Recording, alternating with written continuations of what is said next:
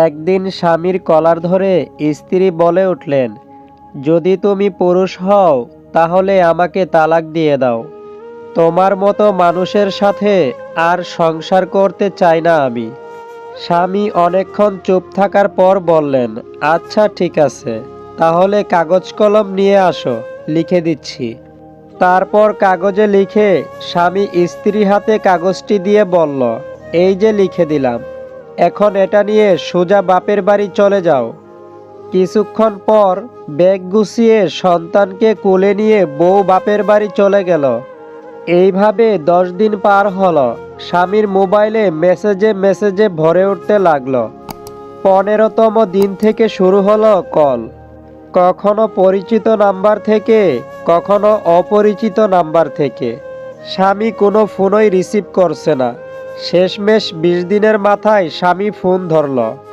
ওপার থেকে স্ত্রী হাউমাউ করে কাঁদছে, ওগো লক্ষ্মী সোনা, ক্ষুধার দোহাই, অমুক তমুক আরও কত কি বলছে। বলছে, আমি তো বুঝতে পারিনি, তুমি ছাড়া আমার আর কে আছে, তোমাকে ছাড়া আমি কিভাবে বাঁচব বলো। এপার থেকে স্বামী বলল, তুমি তো বললে পুরুষ হলে তালাক দাও। স্ত্রী বলল, তুমি পুরুষ, আমি তো মহিলা, আকেল বুদ্ধি কম। স্বামী বলল, আচ্ছা ভেবে দেখি, এর আগে তোমাকে একটা কাজ করতে হবে, যা বলবে তাই করব। হ্যাঁ, এখন তো এগুলো বলবেই, এত ব্যস্ত হইও না, ভেবেচিন্তে কাজ করতে হবে।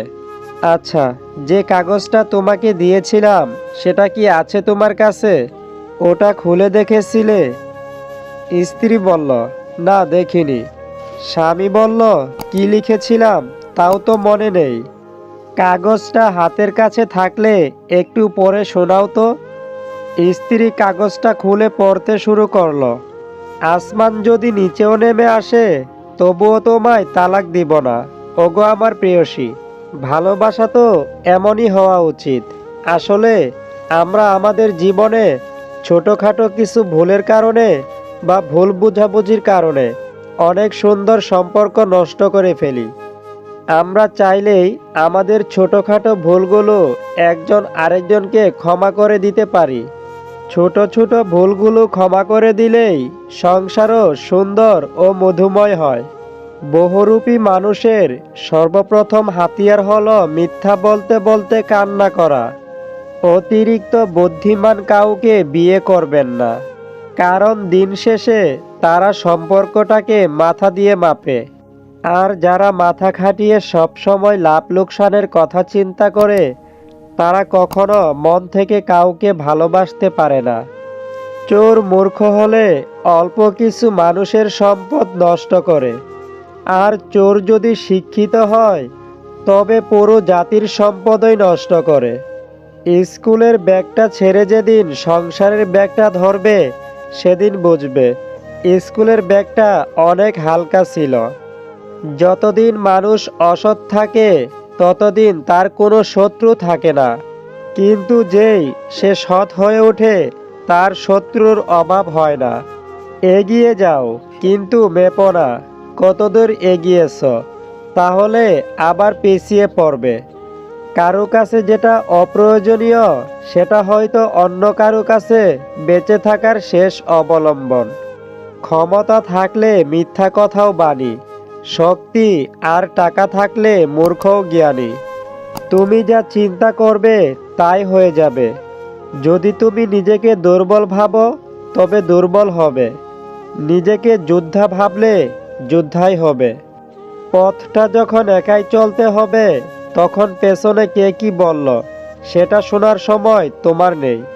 সম্পর্ক সেটা নয় যেটাতে রোজ কথা হয়, সম্পর্ক সেটাও নয় যেটাতে রোজ দেখা হয়। সম্পর্ক তো সেটাই যেখানে দূরত্ব অনেক, তবুও মনে সারাক্ষণ তারই কথা হয়। স্বামী হলো জীবন রক্ষাকারী ঔষধের মতো, ভালো হলে তো ভালোই, আর ভেজাল হলে জীবন শেষ। সময় খারাপ হলে অনেক কিছুই খারাপ ঘটে, এমনকি যে তোমায় সবচেয়ে বেশি ভালো বোঝে, ভালো জানে, সেও দূরে সরে যায়। যদি সুখ চাও রাত জেগো না, যদি শান্তি চাও দিনে ঘুমিও না। যদি সম্মান চাও ফালতু কথা বলো না। মানুষ হেরে যায় মৃত্যুর কাছে, সুখ হেরে যায় দুঃখের কাছে, ভালোবাসা হেরে যায় অভিনয়ের কাছে, আর বন্ধুত্ব হেরে যায় অহংকারের কাছে। কাউকে ধোঁকা দিয়ে নিজেকে বড় খেলাড়ি ভেবো না। লজ্জা পাও এটা ভেবে তুমি এমন একজনের বিশ্বাস হারিয়েছ যে তোমায় নিজের থেকেও বেশি বিশ্বাস করেছিল। জীবনে যদি কাউকে বন্ধু বানাতে চাও তাহলে এমন কাউকে বন্ধু বানাও যে আয়না ও ছায়ার মতো হয়। কারণ আয়না কখনো মিথ্যা বলে না, আর ছায়া কখনো ছেড়ে যায় না। মেয়েদের জীবন সত্যি বড় অদ্ভুত। এক পরিবারে জীবন শুরু হয় আর শেষ হয় অন্য পরিবারে। মানে জীবনের মাঝখান থেকে আবার নতুন করে জীবন শুরু করে। যে সন্তান তার নিজের মাকে ভাত দেয় না, সেও একদিন তার সন্তানের কাছে ভাত পাবে না।